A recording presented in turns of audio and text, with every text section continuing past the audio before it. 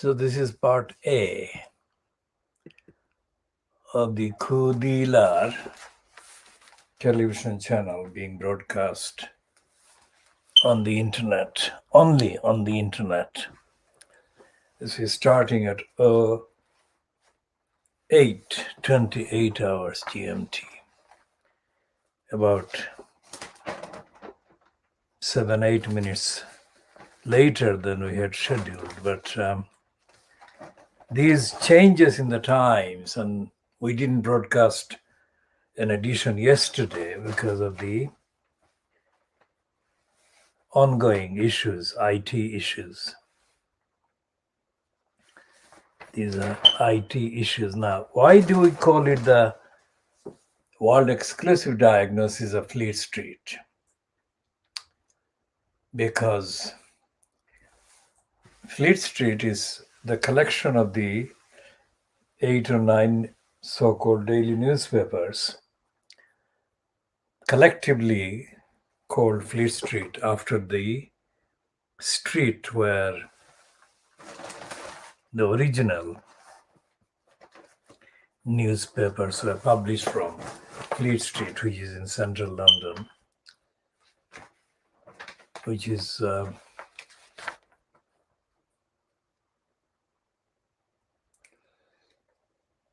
about 2 streets along from this Strand. Well, not the Strand, the Charing Cross at Trafalgar Square. And Fleet Street is near the Anglican Cathedral, St. Paul's Cathedral.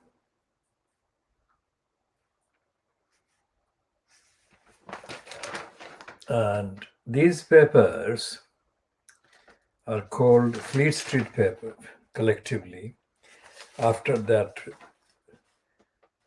street, Fleet Street, where most of the papers were printed from. The papers printing addresses and publishing addresses have changed, and as at present, as of today, there is no publication based in Fleet Street, and yet Fleet Street is reference to the collection of these papers. Now currently there are about 10 daily papers. And why do we bother to call it the world exclusive diagnosis of Fleet Street? It's because despite the fact that they are not there in Fleet Street anymore, the same collection that includes, let's say, the Times, the titles, and the daily bribing Boris graph, which is called the Daily Telegraph, the Guardian, which was a recent kind of entrant compared to the others on the list, because the Guardian was known as the Manchester Guardian for most of its existence. Now it is boasting of being existing for 200 years. So we call the program, the theme is the diagnosis of Fleet Street. And the theme is the diagnosis of Fleet Street because if you look at it, the list or the phenomenon of the British newspaper, so-called, from the standpoint of the people who are involved in talking about and looking at and examining, referring to the, quote, British press, you'll see a deference, a reverence, and a kind of attitude of being influenced by, modeled by the style and the role of the British press. That we call, exclusively we call, is a mental slavery. Mental slavery that is not justified by the evidence. But despite the fact that the people who defer to what they call the British press are actually making decisions in countries, in states machineries in South Africa and Asia. That is the important thing, one of the important things, because we want to put the record straight and record on the record, let's say, of the contents of the stupidity, the dishonesty and idiocy and backwardness and the low caliber contained in all these papers. That's what this program is about. And when we say that there is no such program like this one being broadcast anywhere by any organization or outlet, we literally mean this. And the reason why there isn't is actually linked to the fact of the role that these papers play, the narrative that they actually carry and convey. The role is one of collusion and complicity with the stupidity and idiocy and dishonesty, lack of transparency and immorality that the papers are about, because they are complicit with the criminality, lying, robbery, dishonesty of big business and the general decision makers in the various banks and financial outlets. There are series of criminal operations. And the same applies to this so-called government of the quote day, the executive, which is currently fronted by Boris Johnson. Now, in the papers today,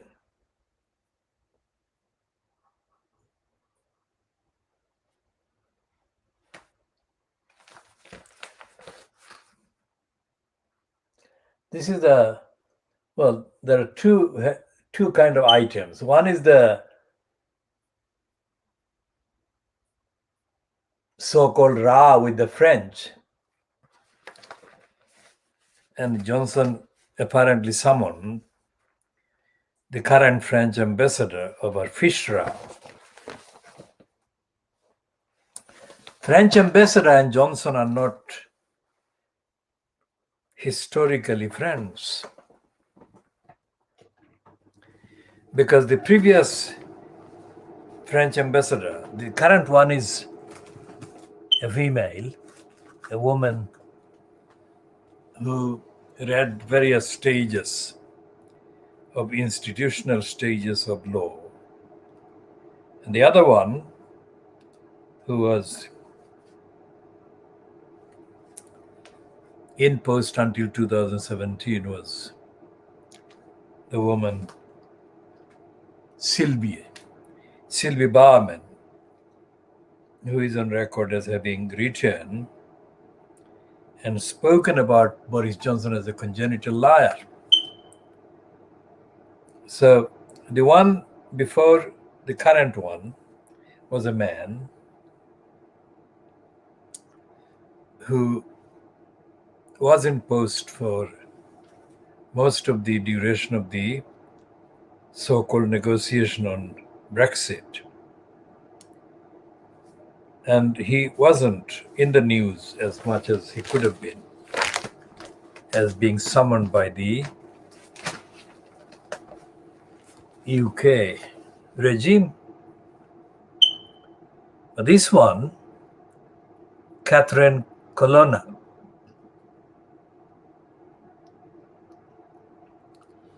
is reported to be being called today, that is Friday, the 29th of October 2021, when we are broadcasting this, into the Foreign Office for a formal rebuke amid a rapidly escalating row with Paris over post-Brexit fishing rights.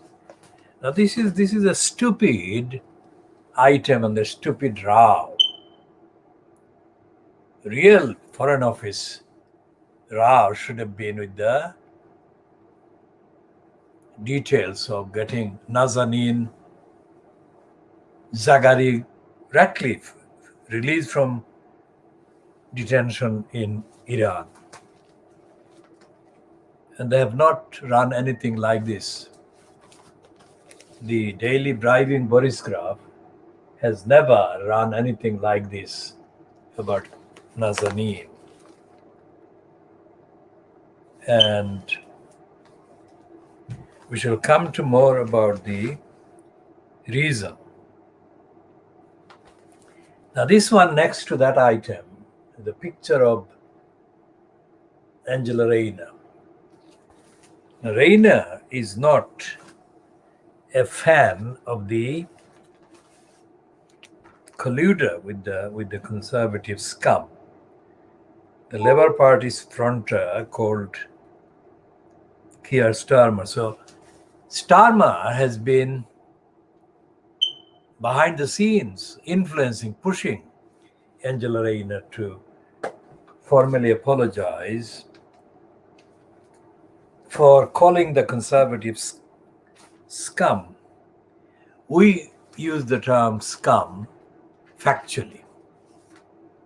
And Angela Rayner has shown her, let's say, political lack of confidence in the explanation that has been issued in support of her kind of statement, saying that she unreservedly apologizes for calling the conservatives scum.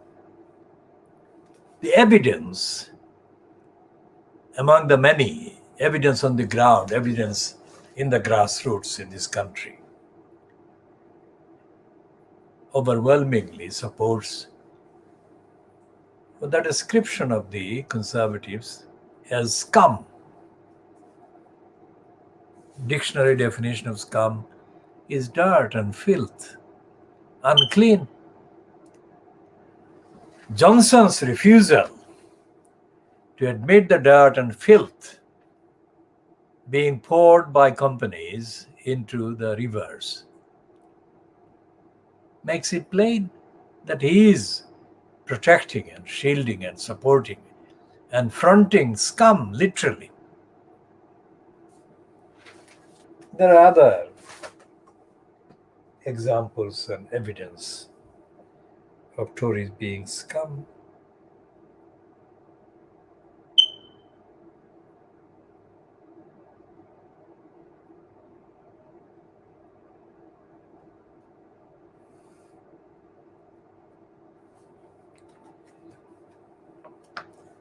And we move from that one in a contextually looking at this Financial Times magazine, that is FT Wealth, and what they are focusing on in that magazine is that now by all kind of ethical, moral standards and criteria, what they should be focusing on is poverty, hardship, and investigating why so many people are in low income or no income, and how the poverty is created, engendered, and perpetuated forever. They never do that. There's the Financial Times, and they have, of course, put this tennis teenager, Emma Raducanu, at the front.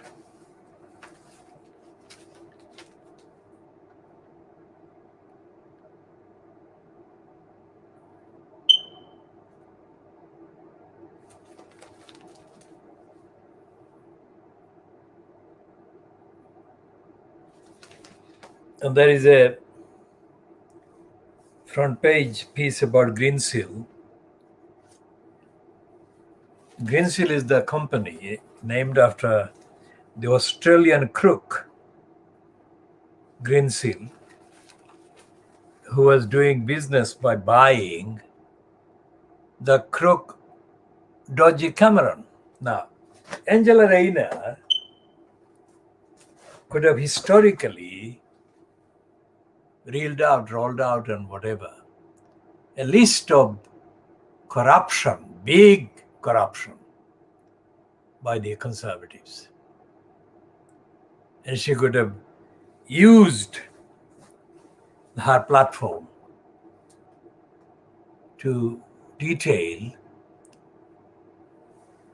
things like Dodgy Dave. Dodgy Dave was Dave Cameron, who was described as Dodgy Dave by the then longest running, or one of the longest running MPs, Skinner.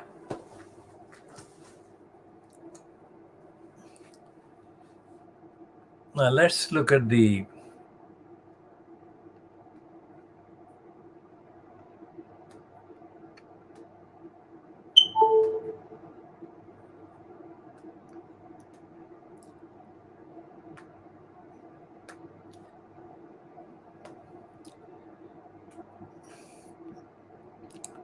Now that was in April 2016 when Dennis Skinner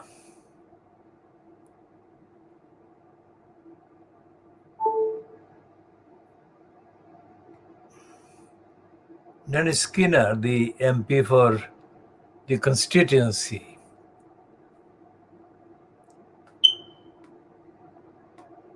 was ejected from the House of Commons by the Speaker.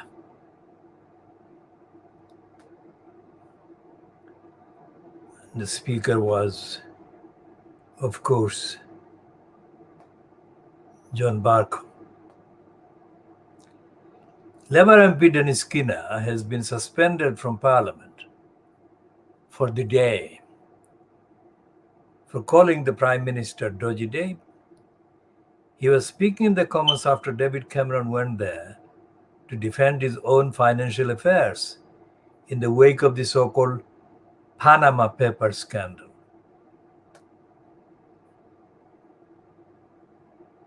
And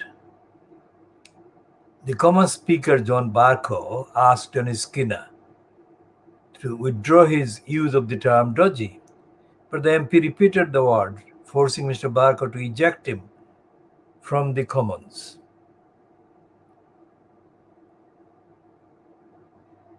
And the event that Dennis Skinner was ejected from the House of Commons for the day as part of the bureaucratic thing that is done was then followed by the kind of scum supporting part of the Fleet Street, including the dirty digger Murdoch scum. And they ran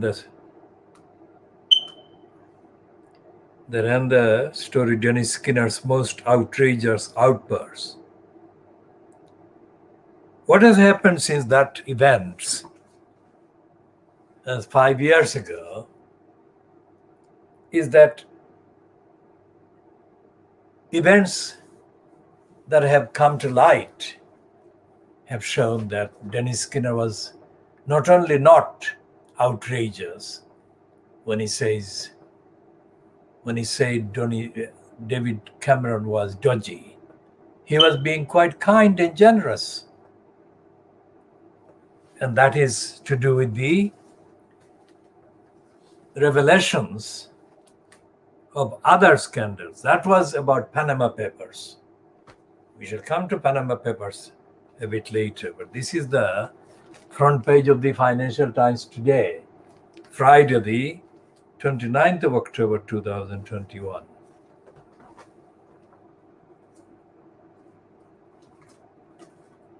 And this one is headed Greenseal's claim of saving £100 million a year in NHS schemes is dismissed by Watchdog. Now let's look at the few paragraphs. The first one is, a government watchdog has said there was no evidence that Greensill Capital's supply chain finance scheme for the National Health Service, England, provided any benefit to taxpayers, undercutting claims from the collapsed lender's founder that it saved the government 100 million a year. Now let's stop there. Any claim by big business criminals operating with the collusion of the UK government, any claim about benefiting the NHS or any other part of the quote society, this shows that any claim must be vetted thoroughly, not vetted for the sake of it, not as a kind of routine, but for the serious impact and implications such claims have on the lives and livelihoods and the rights of the many. But they're not vetted. And that is what this particular report illustrates: the need to vet, to scrutinize, to audit in advance, to examine any claim whatsoever. For example, the HS2. HS2, according to various reports, is now consuming, if you like, or swallowing, taking up more than 100 billion pounds. 100 billion is a lot of money even today.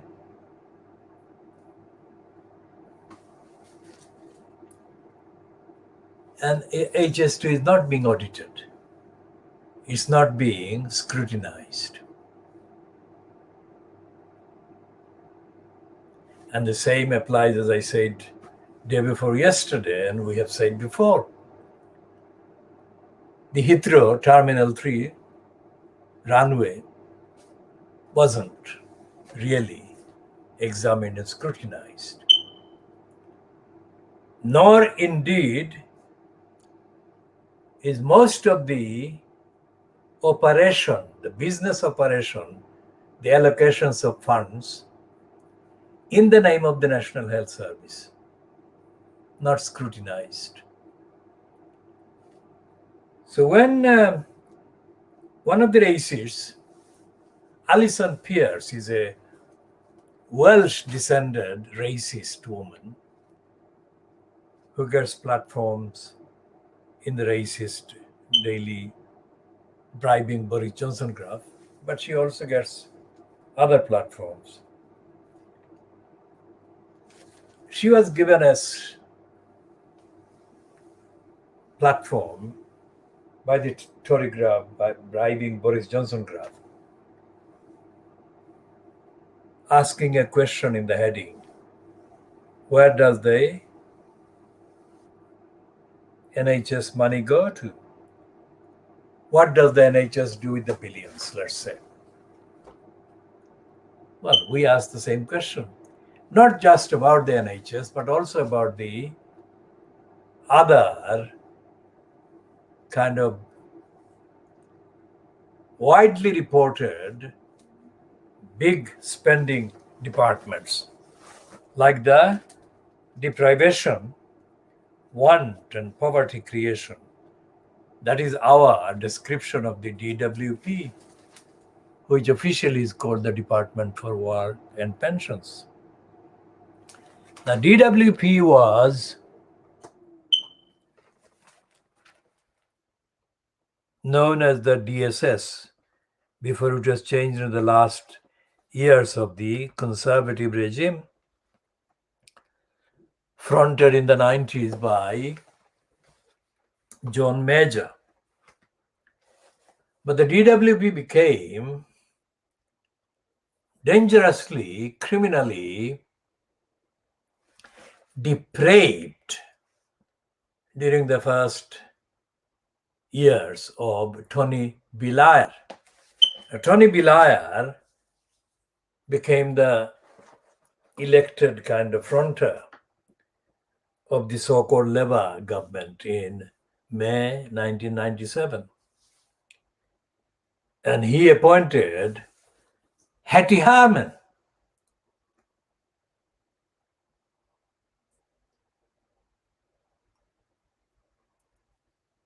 Hattie Harman was appointed the Secretary of State for creating destruction, deprivation, poverty, and want. Hattie is the kind of in name among her kind of group of society for Hattie.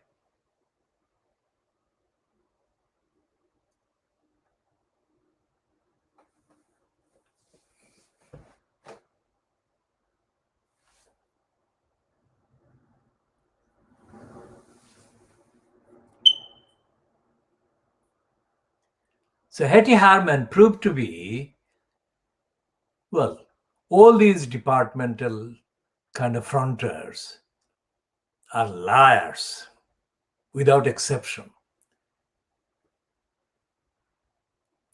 But Harriet Harman became notorious too soon into the post. And she was exposed. I mean, it is incredible, but she was exposed as being too dishonest and too disorganized, too incompetent, too unfit for purpose for a department that itself was notoriously corrupt, criminal, unreliable, dishonest. So that was 1997 onwards, yeah? And then Hattie Harman was replaced by somebody else. And those who replaced her in sequence included the liability from Sheffield, the corrupt, dishonest crook, David Blunkett, and others. And every single incumbent in the post of Secretary of State was a liar, as is and has been every single permanent secretary in post at the DWP, as is, and it doesn't change, and it hasn't changed the behavior and the narrative, the agenda, regardless of who has been imposed as the incumbent in the name of DWP. And the one incumbent that we have, evidentially called Dracula, is of course Ian Dracula Duncan Smith. So when Angela Rayner is put on the front pages or front page of the daily bribing Boris Johnson graph as having apologized for calling the conservative scum, someone in Fleet Street should have examined the list of lies and lying and denials and dysfunction in the behavior and in the agenda, in the narrative of the departments and in the conservative agenda and the party's agenda, let's say, including the Labour Party's agenda. I mean, this is the front page of the daily bribing Boris graph. And Angela Rayner is being kind of treated by them as having conceded, as having apologized to the conservatives. There is absolutely nothing to apologize for calling the conservative scum. As I have said, the evidence of the behavior of government, behavior of ministers, ministries, overwhelmingly justifies their being called scum and other things. For example, the behavior of depraved DEFRA and its frontier, George Eustice. Eustice is a liar on the record. Eustice is a liar on the record. And of course, as the French previous female French ambassador to Britain called him, Boris Johnson is a liar as well. So here is the dirty digger Murdoch owned Times title. Remember, the qualification is that although it was accepted, it wasn't overwhelmingly accepted, but it was accepted comparatively, that the Times was the newspaper of record. It was one of the propaganda kind of slogans. The Times newspaper is no longer the newspaper of record, although of course it does record events that do take place and events that are actually reported in other Fleet Street titles. The Times is not reliable on most things. And the Times is the only thing that the Times is kind of notoriously persistent about is the racist agenda, because the letters to the Times is a racist platform. It is the platform that actually resembles the closest platform that could be erected for Little England. 99%, if not 100%, of the names, the nomenclature appearing in the Times letters are European, that is mainly Little English origin, maybe other parts of Europe historically, but most of the letters that are published in the Times, by the Times,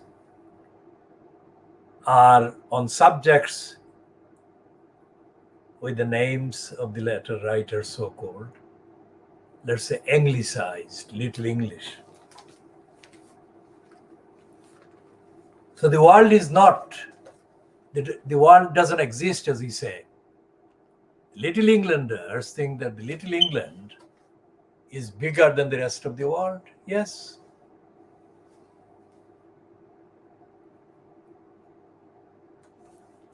Now, this Little English racist moron, Quentin Letts, is an example of this scum.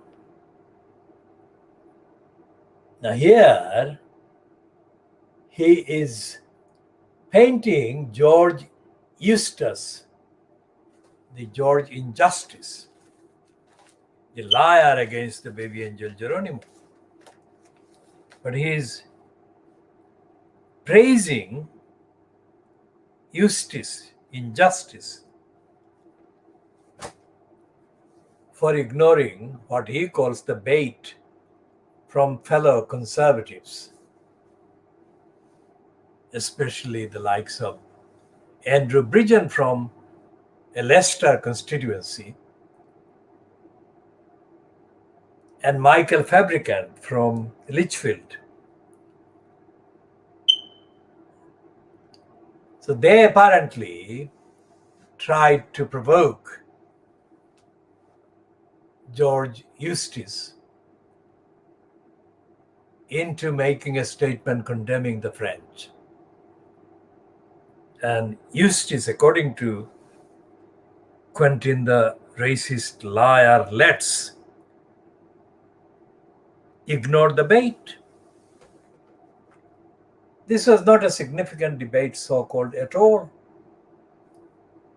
But the fact that Eustace is being given this kind of promotion by Quentin Letts is not accidental. Although Letts calls Eustace another shorty, that is, shorty like Andrew Bridgen from Leicester and other shorties that featured in the kind of so-called debate. And the debate is about the fish. And the debate is about the fish.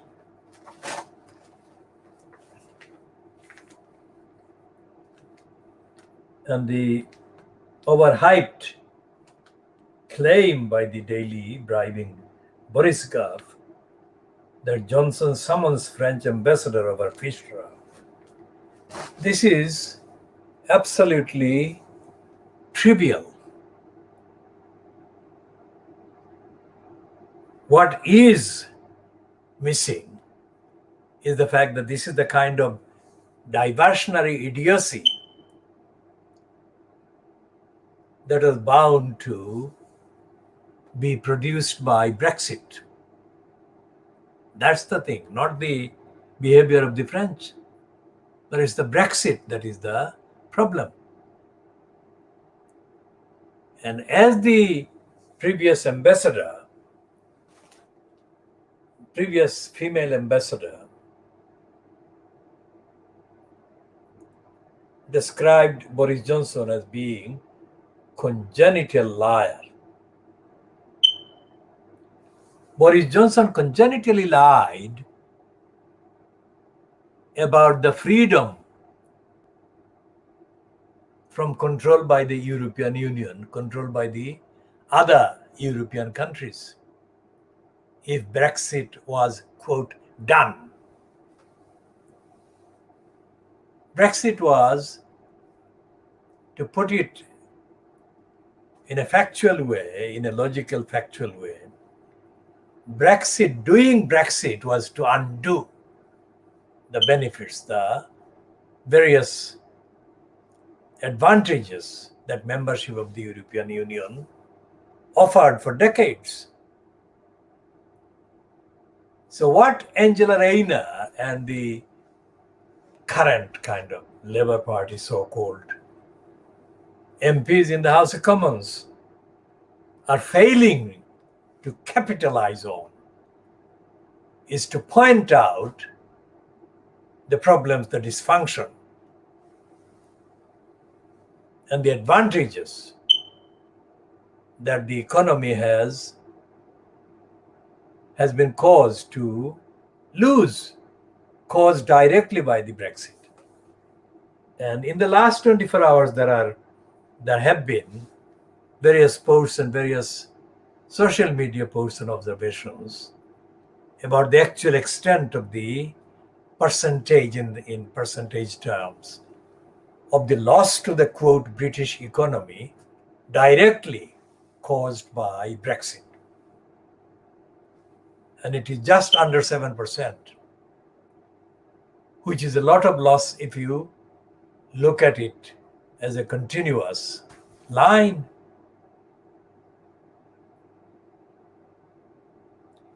So that is not evident in the diversionary,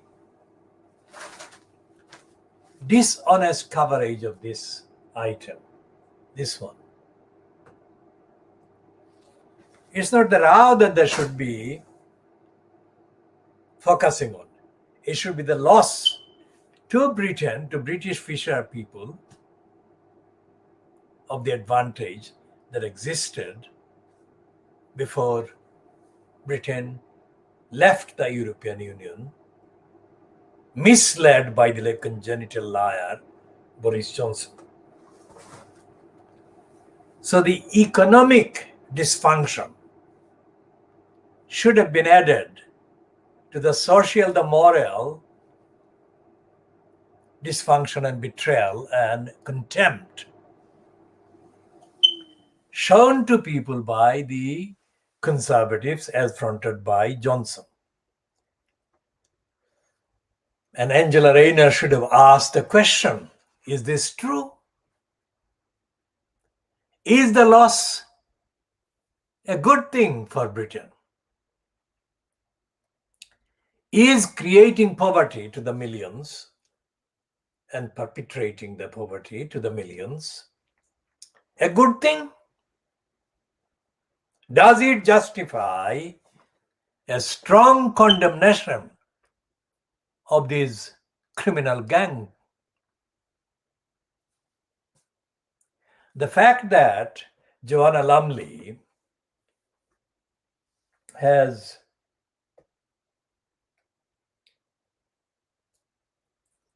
opined that people should be made poor and consumers should be deprived of the freedom to have access to the necessary amount of their goods and services. In other words, she is calling for imposition of rationing like rationing was done during wartime. Now, as today's Daily Mirror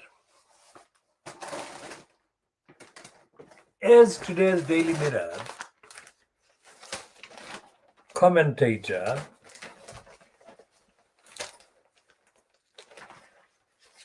points out, this is Paul Keegan.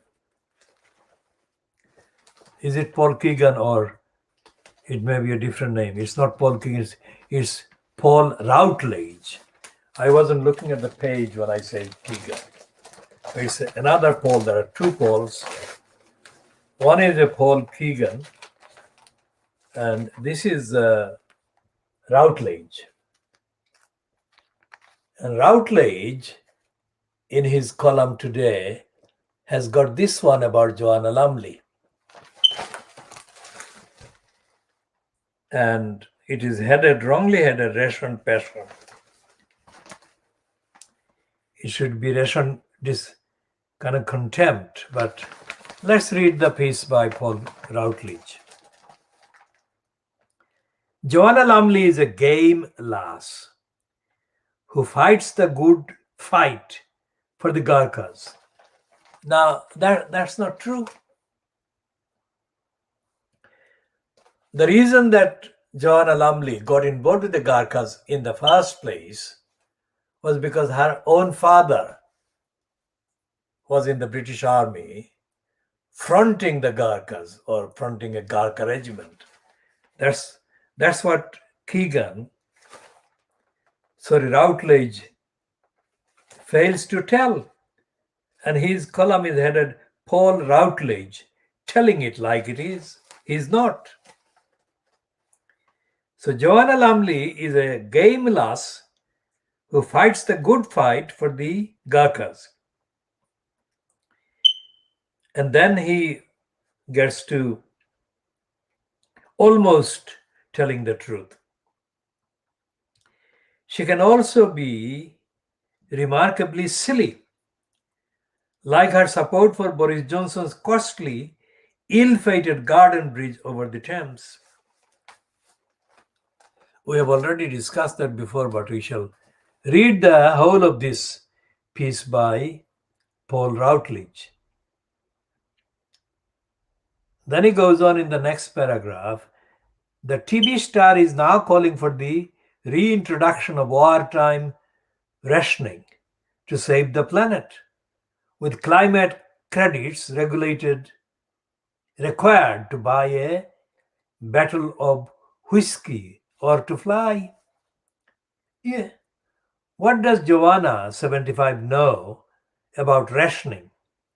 She spent her early life in comfortable army quarters in India and boarding schools in England. Now, when he says India, he doesn't mean India, he means Kashmir. But referring to Kashmir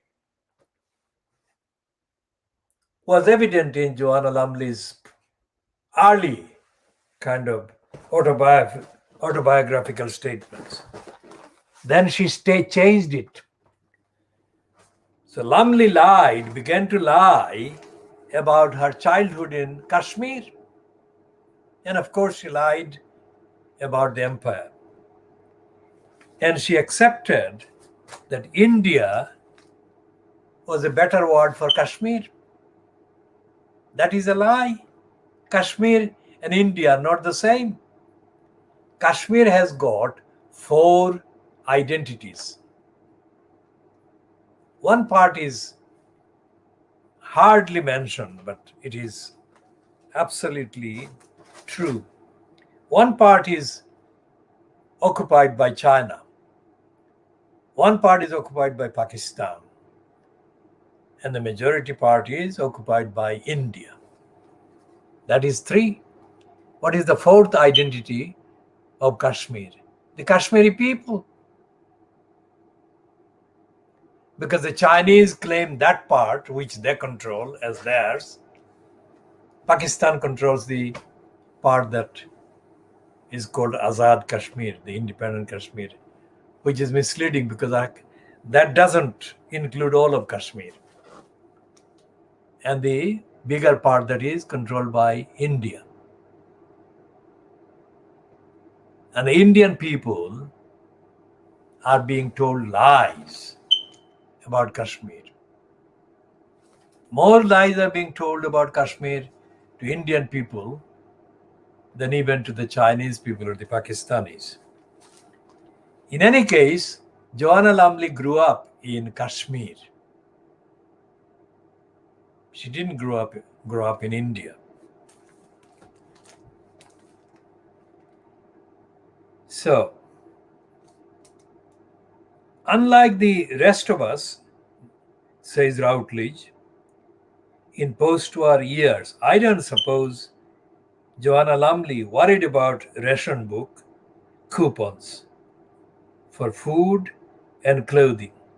Rationing wasn't finally ended until July 1954, when meat and bacon came off. Miss Lumley might take fewer jets round the world for tribute tabloids if she really wants to save this beautiful earth. Well, that's Paul Routledge being typical in the Daily Mirror. It's not telling the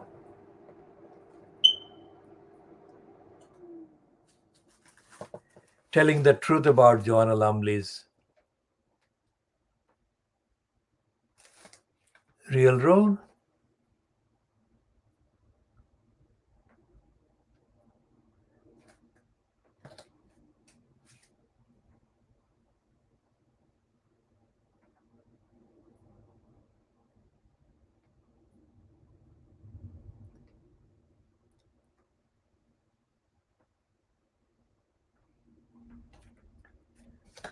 Joanna Lumley, of course, took part in campaign for Gurkhas' rights in Britain during the fading, later parts of the Belayar-fronted regime. And then whenever Andy Barnum, who is now elected mayor for Manchester, was a cabinet member in the Labour government, whichever it was, we can check that one.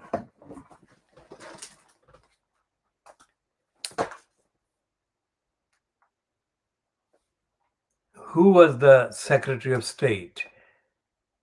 The Labour government Secretary of State that Joanna Lumley embarrassed. I think it was not Andy Barnum, it was somebody else.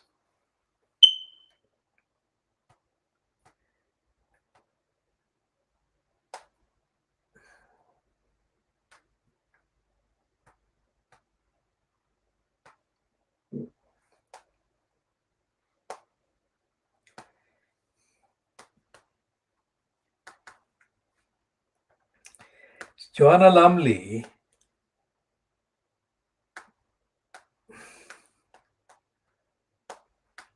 I think it was Phil Oulas. Let's check whether Oulas is the one. Yes. So it happened in 2009. So it was after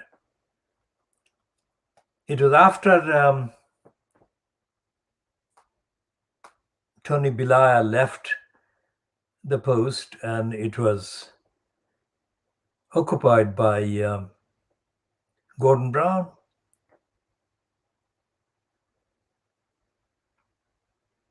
And in a piece published online in The Guardian on Thursday, 7th of May 2009,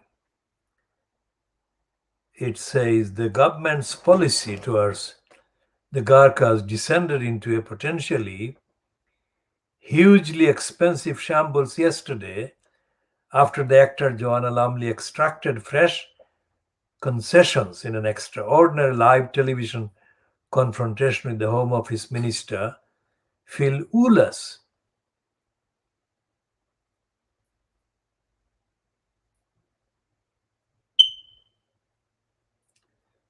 And then Lumley was strongly criticized.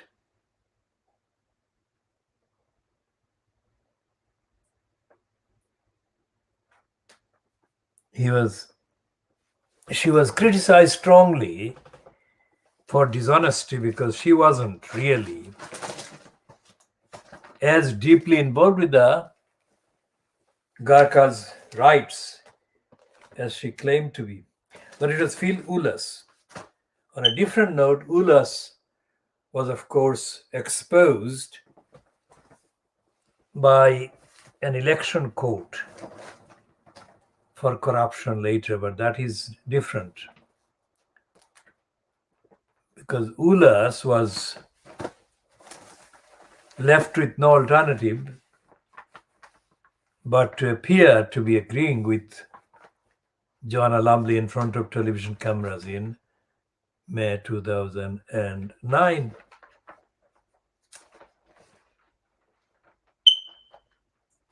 Now, Lumley was also mentioned, and this is the contextual reference, was mentioned at a stage or at stages as being one of the celebrities, the English celebrities, that had been approached for support by supporters of the baby angel Geronimo. Now, as we have said, no celebrity has gone on the record, and I mean up to today, Friday, the 29th of October 2021. No celebrity, including Joanna Lumley, has gone on the record in openly condemning the lies that the depraved DEFRA criminals, fronted by George Injustice Eustace, have perpetrated against the perfectly healthy, absolutely healthy baby angel Geronimo. So these celebrities have behaved and are behaving in accordance with the narrative, with the agenda, the racist narrative and the racist agenda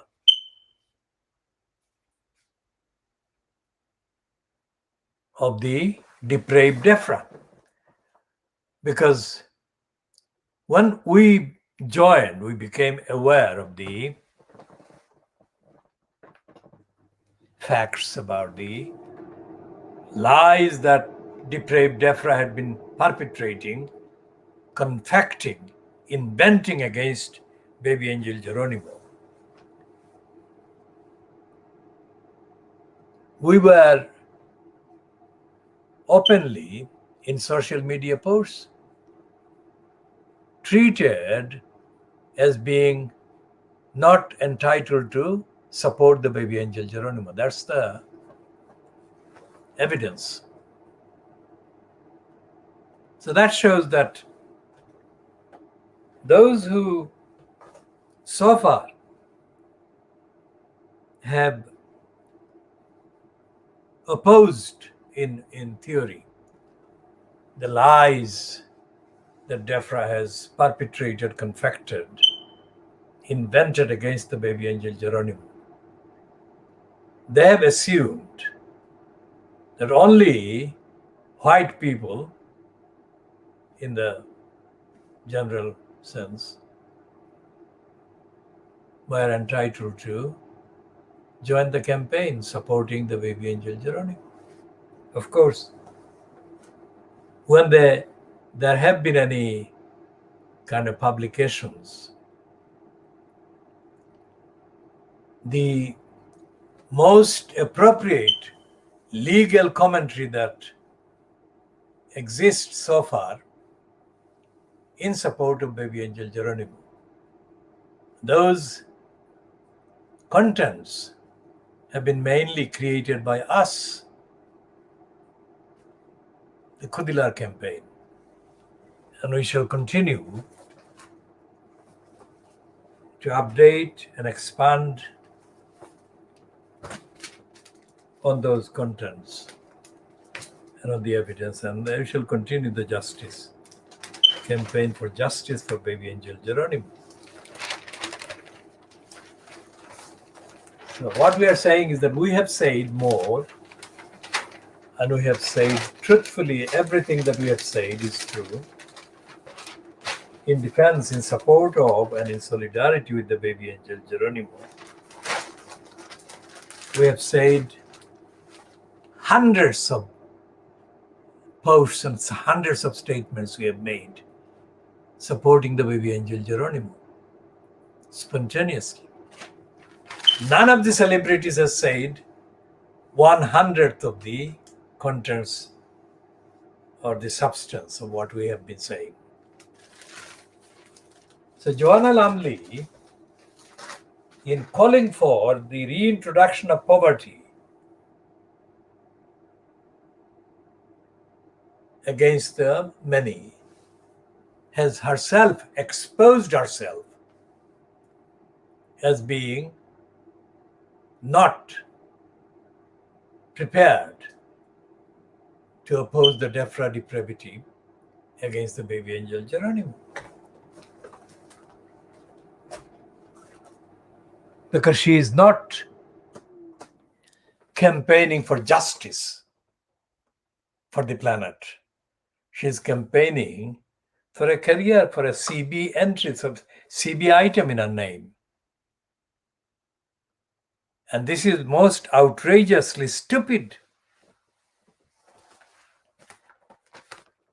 Well, this is the kind of treatment by Paul Routledge. Well, we just cite this as an evidence. This is typical of the shallowness of this one celebrity. The shallowness of Chris Peckham is similar, because Peckham has not really substantiated the, quote, propaganda line that is run for him or in his name.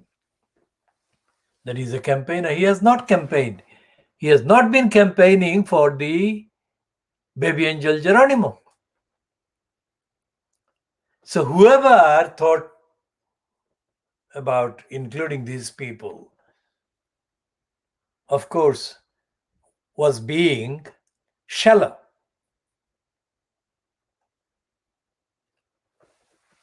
The battle in Kabul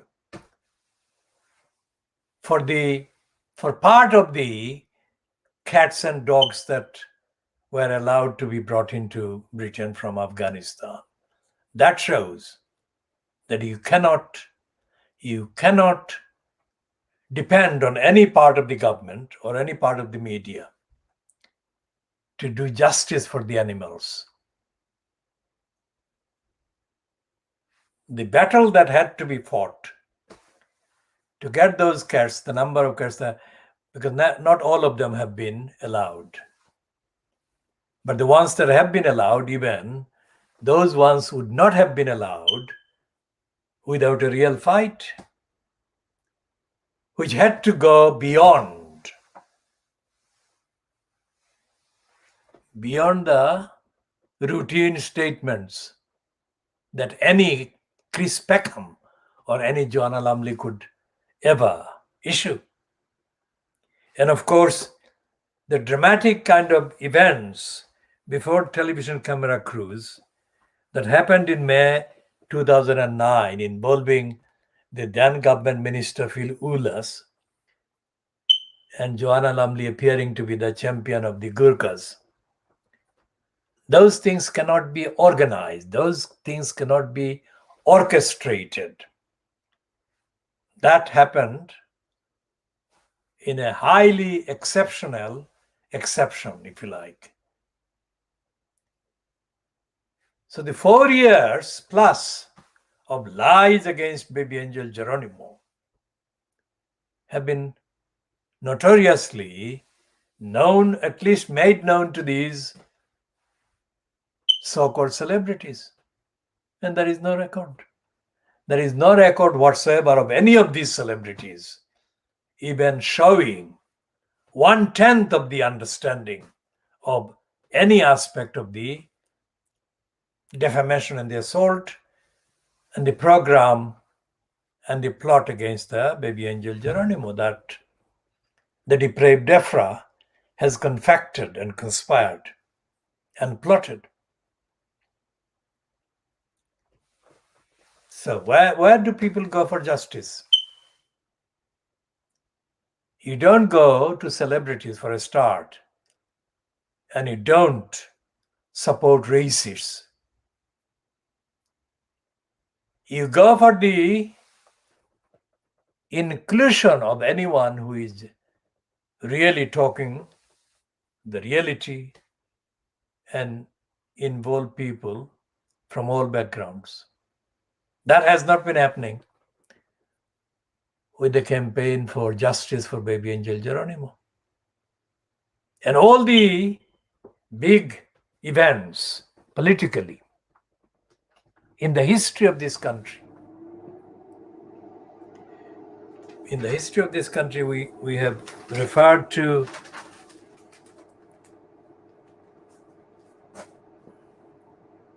the Battle of Peterloo 200 years ago. You cannot have any victory for justice against the status quo, against the government, and you cannot have anything substantially worth remembering without real physical action to stop the evil steamroller. When the mine workers battled against the Margaret Thatcher police, attacking them, they risked everything. And it was betrayed by the so-called left.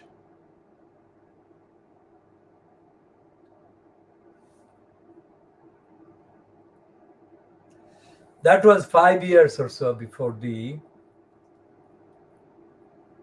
demonstration, misreported as the riot held in Trafalgar Square against Margaret Thatcher's poll tax. And that riot was the only incident of the type that needs to be kind of held, that would stop any offensive by the government in terms of policy, which is poll tax was dropped and council tax was introduced. That's a diversionary long kind of statement. But essentially, no campaign has been done so far against the depraved DEFRA in a way that would stop them lying against the baby angel Geronimo. And the reason is, whoever has been listened to, or whoever has been kind of the source of authority or expertise, has not wanted to stop the DEFRA attacks on the baby angel Geronimo.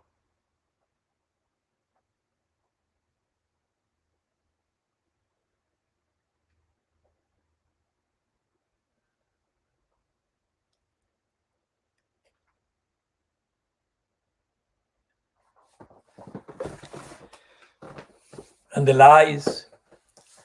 So when you look at the lying by the Department for Want and Poverty Creation, DWP, or you look at the Department for Transport, so-called, or the other departments of the central government, look at the behavior, look at the lying. Now, look at the behavior and then consider whether they're lying or whether telling the truth, and you'll find that they're lying. Every single department in the UK. Home Office, of course, is one of the most frequently noted liars, source of lying and lies. The Home Office, the DWP,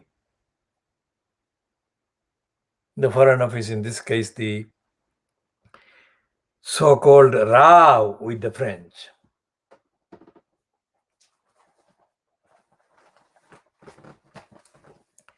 And of course, the number 10 Downing Street. These are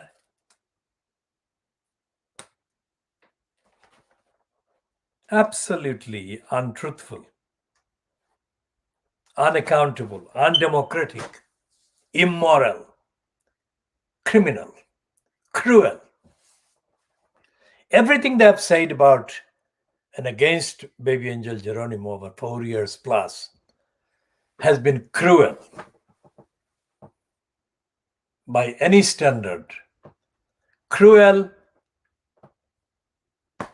anywhere on the planet Earth.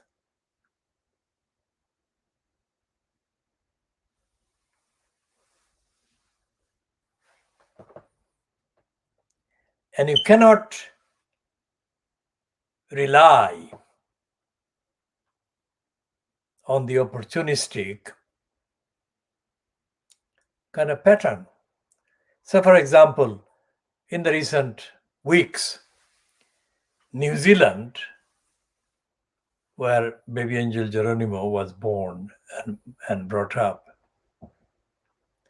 New Zealand was represented by its current prime minister,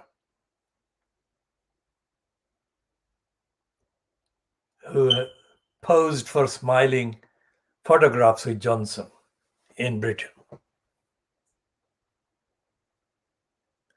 I mean, given her record as the recipient of overhyped tributes on behalf of or by the or in the name of Muslims in New Zealand in the wake of the massacres in the two mosques in Christchurch by the anti-Muslim murderer from Australia.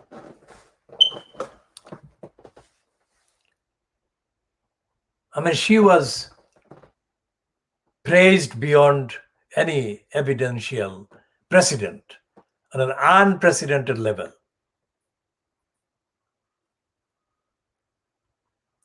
So the suggestion that she was very skillful in kind of appearing before cameras, looking as if she recognized the Muslim population in a way that no other Western or white head of state had done before. The suggestion was included that she would be compassionate and she would be kind and she would be using her connections to send a message to Boris Johnson in support of baby angel Geronimo. There is no record that she did that. So that's the kind of evidence. That's the fact.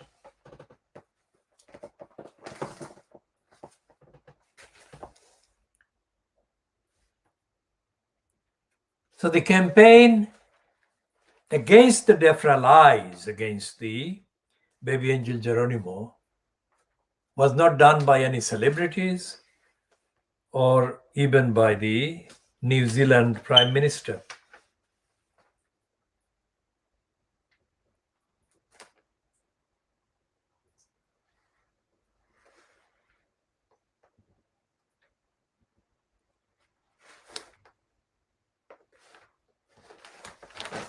And today's, and as I said, the Quentin Lett's propaganda for the shorty, George Injustice, Eustace, it has got a whole column full of propaganda for him, not giving in to the baits for his conservatives in the House of Commons yesterday, trying to provoke him into an anti-French outburst.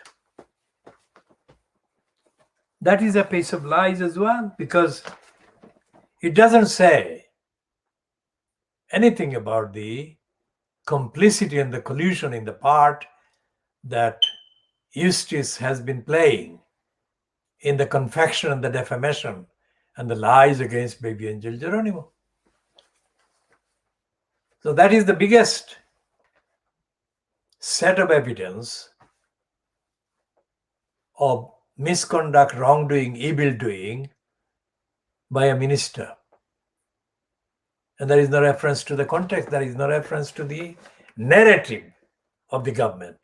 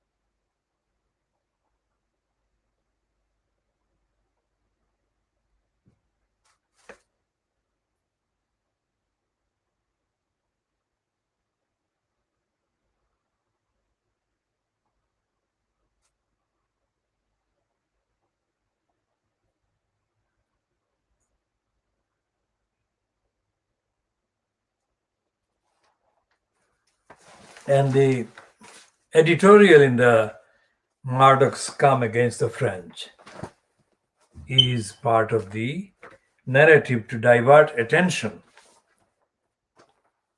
from the failures of the Boris Johnson fronted government.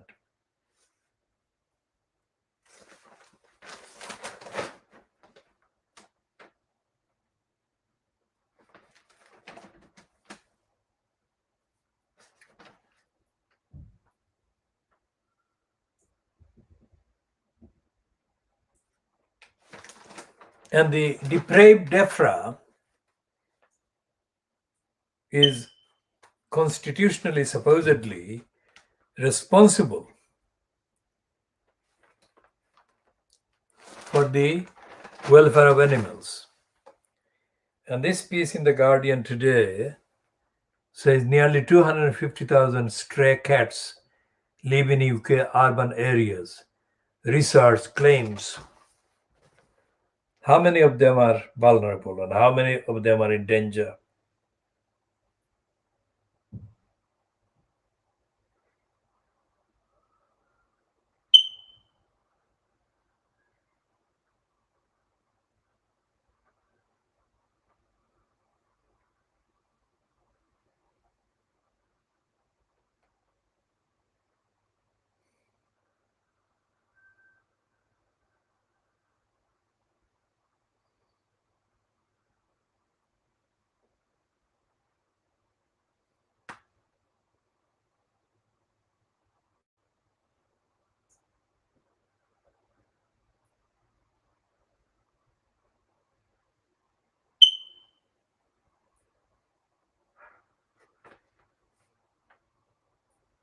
And this piece in The Guardian, on page 3 of The Guardian, about nearly 250,000 stray cats live in UK urban areas, is itself ignorant, as is most of the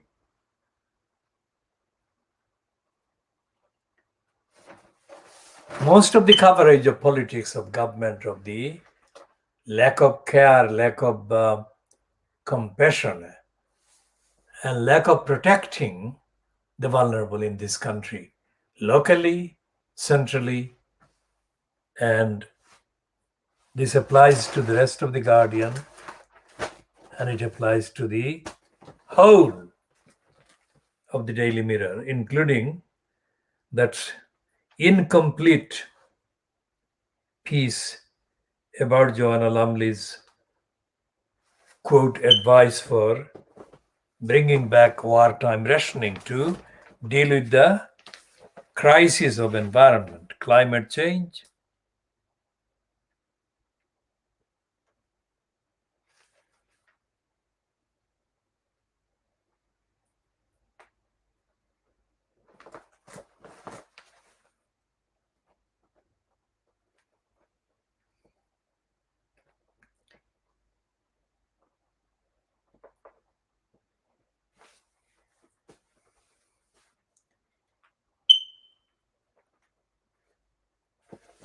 And here is a recognition in the daily bribing Boris Johnson graph.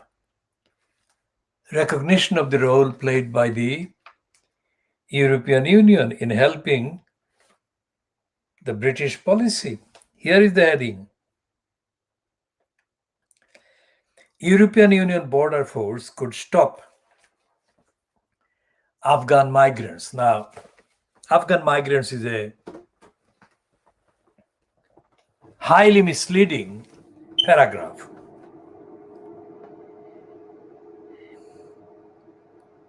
Because all the racist and anti-Muslim, anti-Afghan kind of parts of the Fleet Street, Daily Mail, and the scum and the Boris Johnson graph have been showing treble standards. Because when the Americans withdrew from Afghanistan, the British had to withdraw as well. But for the 20 plus years of the occupation of Afghanistan, there were thousands of people, Afghan people, who were exploited as translators and couriers for the occupation armies. So many of those people have been supported by these Daily Mail and others who have recognized their humanity, calling them translators, calling them our friends. They have not been confused with the Afghan migrants. But the reality is that the migration, the dire, the desperate rush on the part of thousands of people in Afghanistan over the last 20 years has been a direct product of the occupation of Afghanistan by Western imperialist powers. Before them, the Russians. So when they write about Afghan migrants, these liars aggravate the lies by leaving out of the story, of the account, the reason for these people to become migrants in the first place.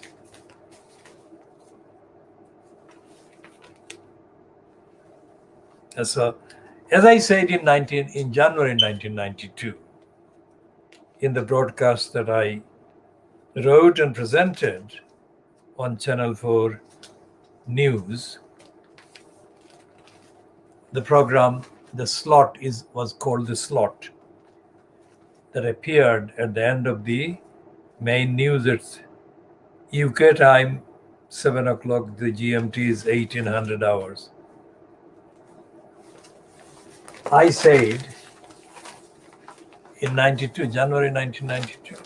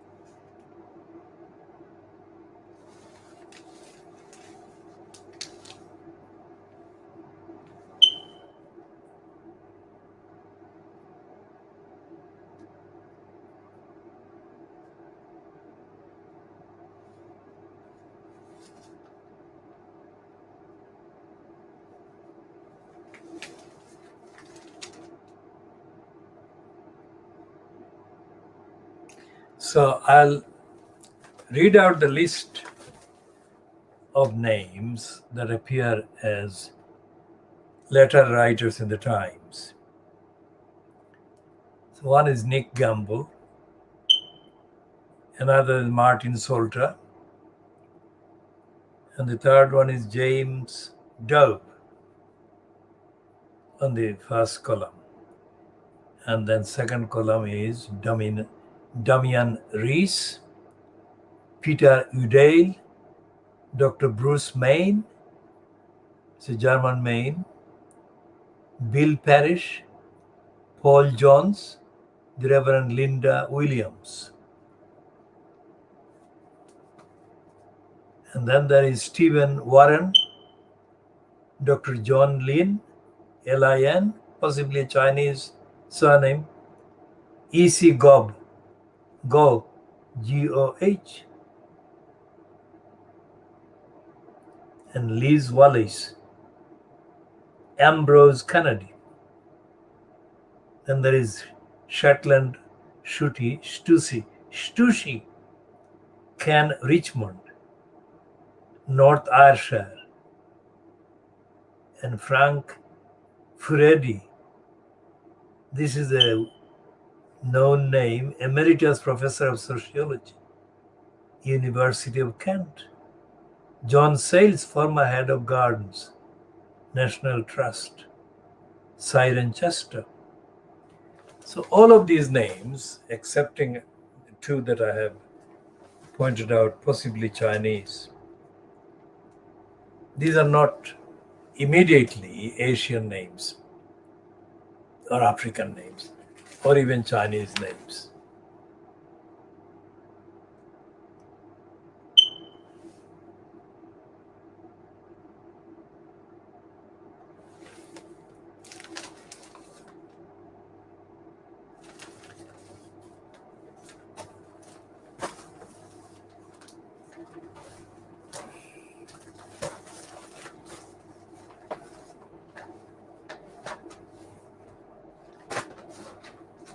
So what is the Financial Times?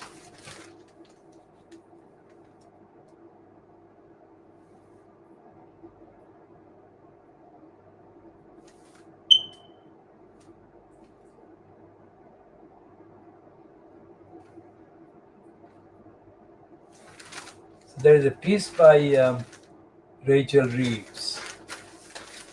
What is she? She is the Labour Shadow Chancellor. Rachel Reeves is not against conservatives. And nor is, of course,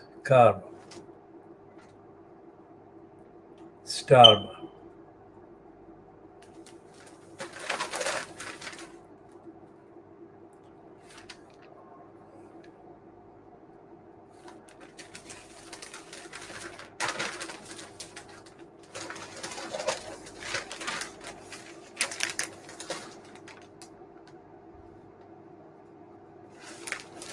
The headline in the editorial is COP26 Summit is a pivotal moment for the future of the planet. Then there is no other subject. This is the only one that is run in the Financial Crimes as the editorial commentary. We'll come to that in a minute. Looking at the letters, list of letters in the Financial Times or Crimes, it has got 1, 2, 3, 4, 5, 6, 7 items. And the names are Alex Licanda Moreno. Sounds like an European name. Outside of the UK, there are Michael Jones, Simon Holden, Spencer Davis, Obi Ezekwesili, This is an African name. Karst Newman, Philip Riachi, and J. Wilson Carswell.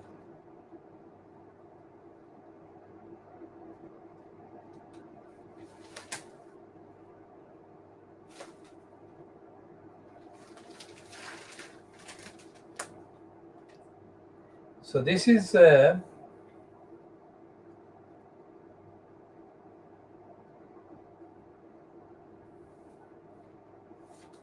financial crimes hasn't got accepting that one letter about African affairs from African named person.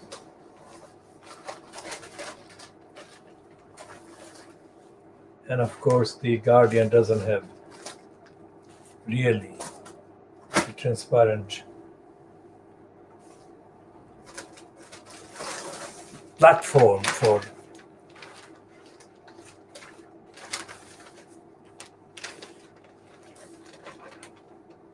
public participation in exchanging views, let alone reporting on investigative finds.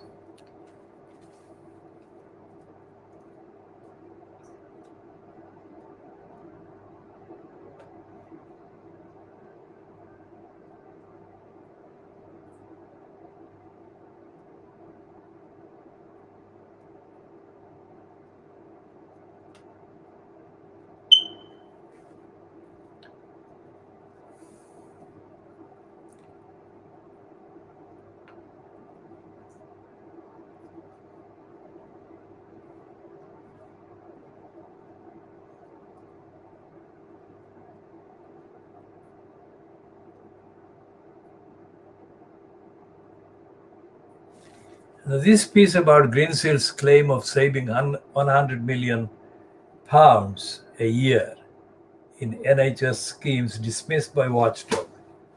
This doesn't tell the truth about the role of big business in robbing and looting the NHS for decades. The Fleet Street is never telling the truth, the whole truth. Anyway,